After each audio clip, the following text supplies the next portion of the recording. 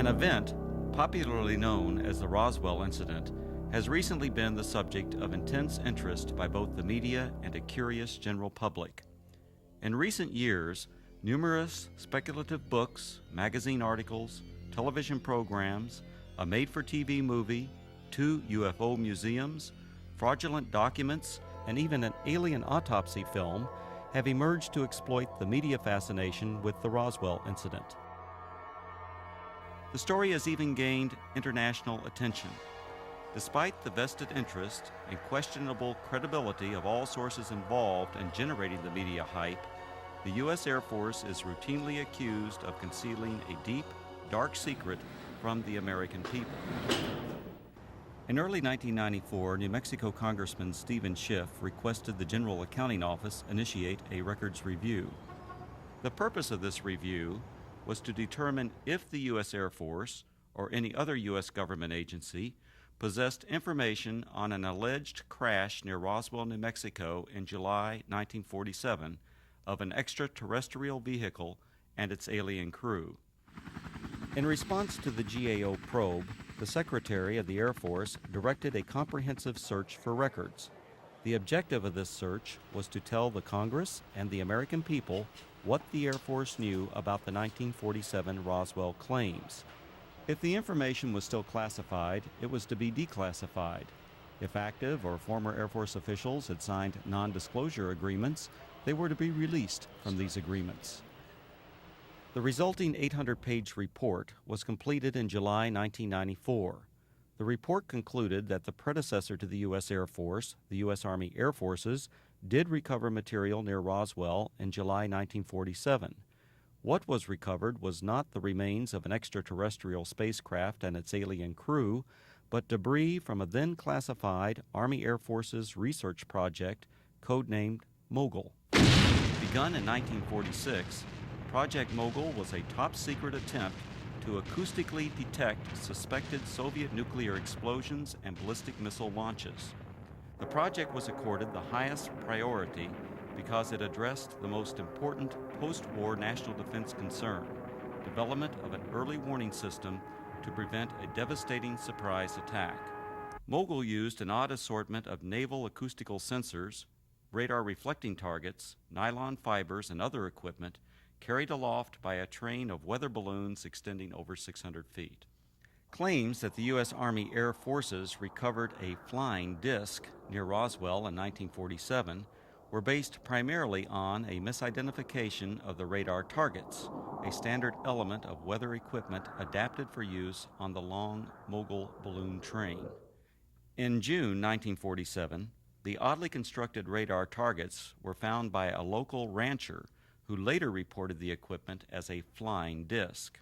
Following some initial confusion at Roswell Army Airfield, the flying disc debris, aluminum foil, rubber, paper, and sticks, was identified by Army Air Force officials as remnants of radar targets and weather balloons.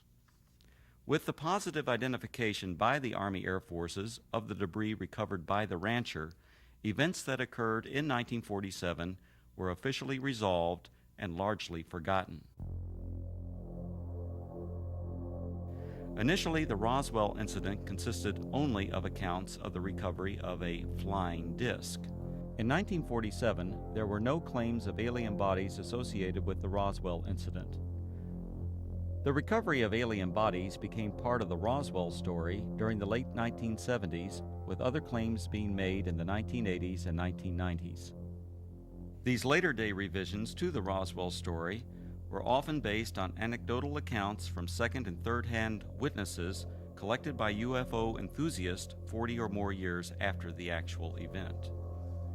The same anecdotal accounts that refer to bodies also describe large-scale field operations conducted by U.S. military personnel using an assortment of military vehicles and aircraft to recover crashed debris supposedly from an extraterrestrial spaceship.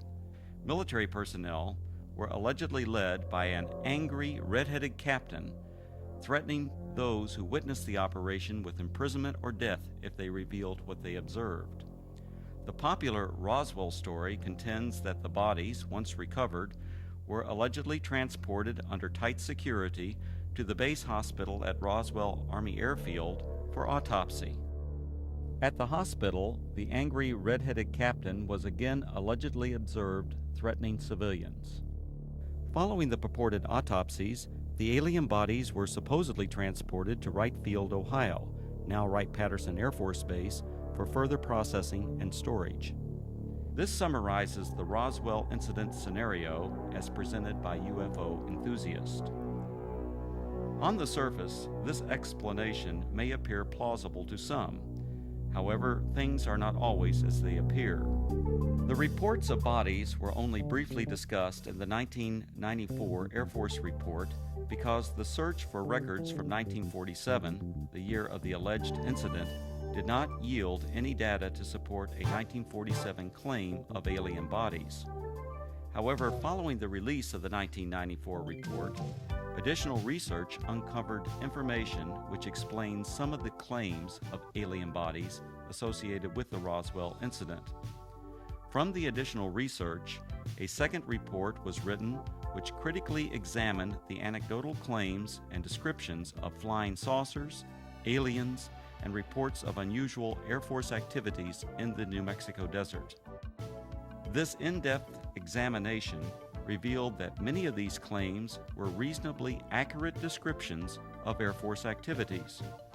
Some of the claims that refer to bodies are most likely misperceptions by uninformed persons of unclassified and widely publicized Air Force scientific achievements of the 1950s.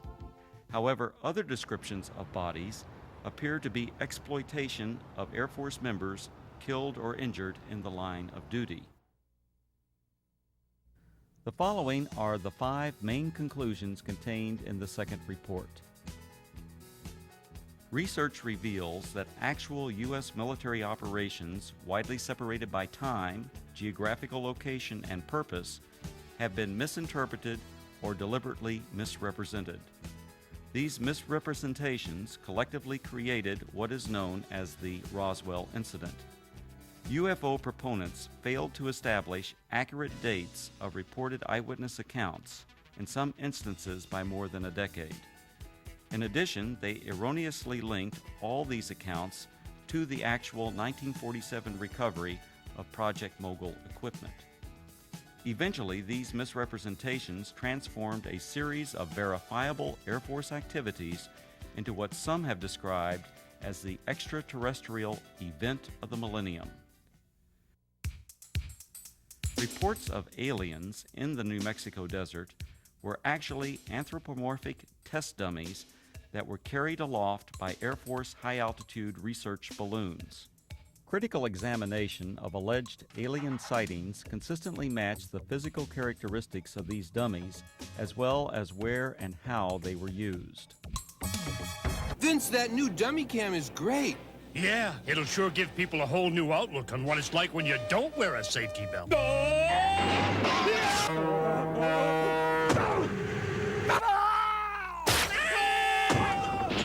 I think they'll get the picture. You could learn a lot from a dummy. Buckle your safety belt. Anthropomorphic dummies, also known as crash test dummies, are today easily identifiable and are even stars of their own successful auto safety advertising campaign. However, during the 1950s, public awareness was still decades away for these important scientific tools. From 1953 to 1959, anthropomorphic dummies were used by the U.S. Air Force Aeromedical Laboratory and projects High Dive and Excelsior. The project's main objective was to study methods for returning a pilot or astronaut safely to Earth by parachute if forced to eject at extremely high altitudes. For these tests, dummies were transported up to 98,000 feet by high-altitude balloons.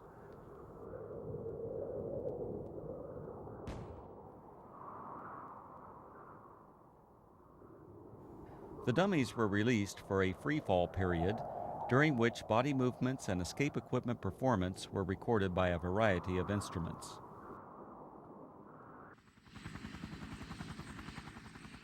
Many of the dummies landed outside the confines of military reservations and were regularly observed by local civilians. Following a series of dummy tests, a human subject, Air Force test pilot Captain Joseph W. Kittinger Jr., now a retired colonel, made 3 bailouts from high-altitude balloons. These and other aeromedical projects that used both dummies and human test subjects were unclassified and widely publicized in the press and other media. In 1956, 20th Century Fox released On the Threshold of Space, a feature-length motion picture based on these projects and filmed on location at Holloman Air Force Base. Air Force personnel, aircraft, high-altitude balloons, and other equipment, including the actual anthropomorphic dummies, were used in the making of this film. The eyewitness reports of military units that always seemed to arrive shortly after the alleged crash of a flying saucer were actually accurate descriptions of Air Force personnel engaged in high-altitude balloon and anthropomorphic dummy recovery operations. Since 1947, Air Force atmospheric research organizations at Holloman Air Force Base, New Mexico, have launched and recovered approximately 2,500 high-altitude balloons, many in the same areas of New Mexico where the Roswell incident allegedly occurred. Additionally, the equipment, vehicles, and procedures used by the Holloman Air Force Base Balloon Branch, the unit that conducted most of the launches, are the same as that described by the reputed witnesses who claimed they saw the recovery of the flying saucer and alien crew. These huge Air Force high-altitude balloons, launched by the Holloman Balloon Branch, carried aloft a wide range of sophisticated and, from most perspectives, odd-looking devices. Much of this equipment was experimental and represented, for that era, the latest in space-age technologies. Payloads ranged from simple radio transmitters to sophisticated satellite components and NASA space probes. In fact, qualification trials for the NASA Voyager Mars and Viking space probes were flown by Air Force high-altitude balloons during the late 1960s and early 1970s. Ironically, these balloons were launched from the former Roswell Army Airfield, site of the originally alleged 1947 incident, and recovered on the White Sands Missile Range over 100 miles to the west.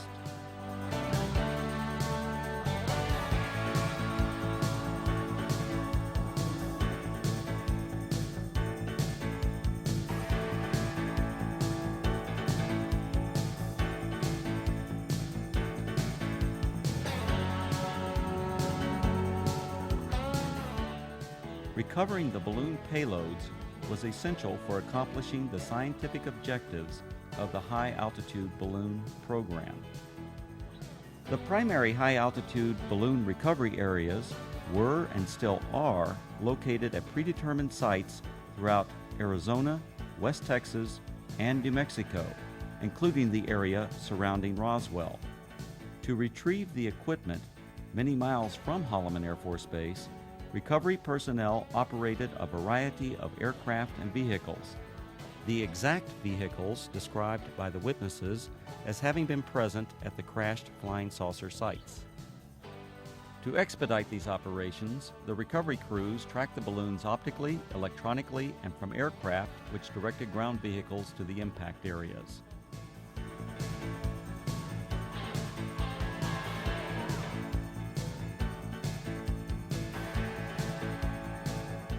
In several of the Roswell accounts, unsubstantiated allegations asserted that military personnel who retrieved equipment from rural areas of New Mexico intimidated and threatened civilians on the scene. On the contrary, Balloon Branch personnel enjoyed good relations with the local community and often solicited their assistance following a balloon or payload landing. In the course of their activities, recovery personnel rented or borrowed tractors, bulldozers, snowmobiles, and even pack mules from local residents. The payloads, parachutes, balloons, and circling chase aircraft often draw crowds of curious onlookers from the local community.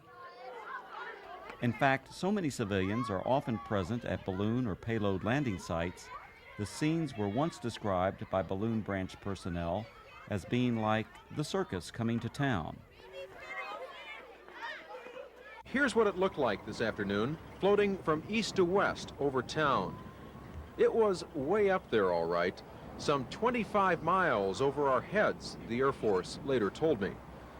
The giant helium-filled balloon eventually collapsed, falling to earth like 1,000 pounds of cellophane, landing on the Gila Indian Reservation southwest of Phoenix.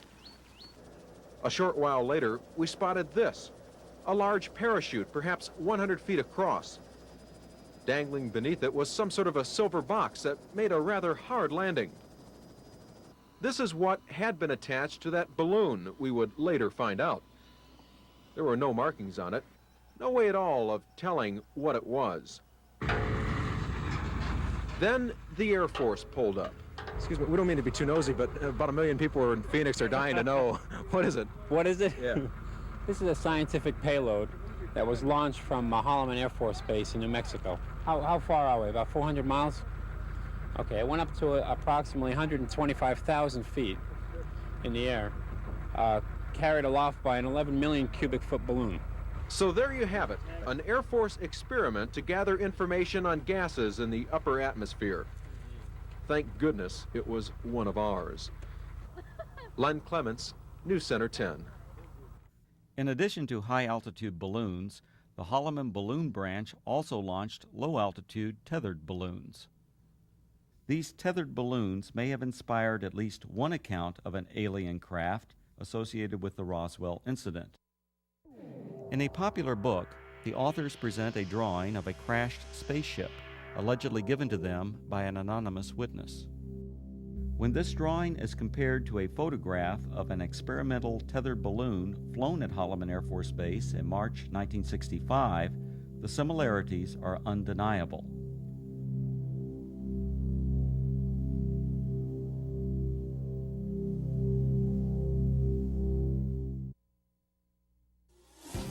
The red-headed captain was probably Captain Joseph W. Kittinger, Jr. Captain Kittinger served as the project officer or pilot in all three of the Air Force's manned high-altitude balloon projects, Man High, Excelsior, and Stargazer. Captain Kittinger was present at many balloon and dummy launch and recovery sites throughout the southwest United States during the 1950s and early 1960s. However, other than the allegations made by UFO proponents, there is no evidence of any kind that Kittinger confronted or threatened civilians. Colonel Kittinger's achievements as an Air Force test pilot are legendary. He has the standing world record parachute jump from nearly 20 miles.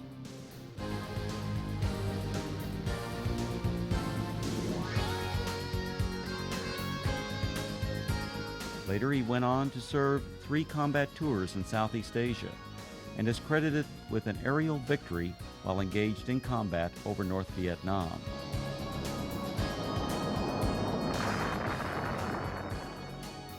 After over 480 combat missions, Colonel Kittinger was shot down over North Vietnam and spent 10 months as a prisoner of war in the infamous Hanoi Hilton before being repatriated in March 1973. Colonel Kittinger made history again after retiring from the Air Force. In 1984, he accomplished the first solo crossing of the Atlantic by balloon. The final and most disturbing conclusion of the second Roswell report is the apparent exploitation of Air Force members killed or injured in the line of duty to perpetuate the alleged sightings of alien bodies. Claims of bodies at the Roswell Army Airfield Hospital were likely a combination of several aircraft accidents and an unusual manned balloon mishap. One aircraft accident occurred on June 26, 1956. 11 Air Force members died when their fully loaded KC-97 tanker aircraft experienced a propeller failure 4.5 minutes after takeoff. The crash site was approximately 9 miles south of the former Roswell Army Airfield, renamed Walker Air Force Base in 1948. The badly burned bodies of the 11 crewmen were identified and processed at the Walker Air Force Base Hospital. The alleged claims of bodies at the base hospital can be traced to a single witness whose descriptions closely match the condition and the circumstances under which these victims were identified. Furthermore, claims of bodies attributed to specific Air Force personnel are unsubstantiated. Some of these individuals were not even present at Roswell Army Airfield in July 1947. The balloon mishap occurred during a low-level training mission for backup pilots in the Project Excelsior high-altitude manned balloon program. This unusual accident occurred approximately 10 miles northwest of Walker Air Force Base on May 21, 1959. One of the three crewmen, Captain Dan D. Fulgham, now a retired colonel, was injured during landing. Following the mishap, Captain Fulgham and the other balloon crew members were transported to the Walker Air Force Base Hospital via a chase helicopter that followed the training mission for emergency purposes. Upon arrival at the highly secure Strategic Air Command base, the balloon crew was met by armed Air Force security personnel who remained with the crew until their identities were confirmed. As the Excelsior project officer and instructor pilot for this mission, the red-headed Captain Kittinger accompanied the balloon crew to the hospital. At the Walker Air Force Base Hospital, Kittinger and Fulgham were apparently observed by individuals who later related this unusual incident. Elements of this actual event now appear to be part of the Roswell story. Captain Fulgham was treated for an injury that caused his head to swell beyond its normal size. The injury, described as a traumatic hematoma, was not serious. On a specially arranged flight several days after the accident, Fulgham returned to Wright-Patterson Air Force Base, Ohio, where he made a complete recovery. Fulgham went on to distinguish himself as a test parachutist and physiologist for the space program. He later flew F-4s in Southeast Asia, adding to his combat record as a fighter pilot during the Korean War. When critically examined, the Roswell incident is exposed as a conglomeration of many events, including aircraft accidents, that occurred over several decades. Misidentification of anthropomorphic dummies and experimental balloon-launched devices, combined with Air Force balloon operations portrayed as mysterious flying saucer and alien recovery teams, transformed verifiable events into what is now known as the Roswell Incident. The U.S. Air Force and its predecessors have been the unsurpassed innovators in aerospace technology. Legendary Air Force leaders throughout this century have used technological advances to establish the U.S. Air Force as a premier military service.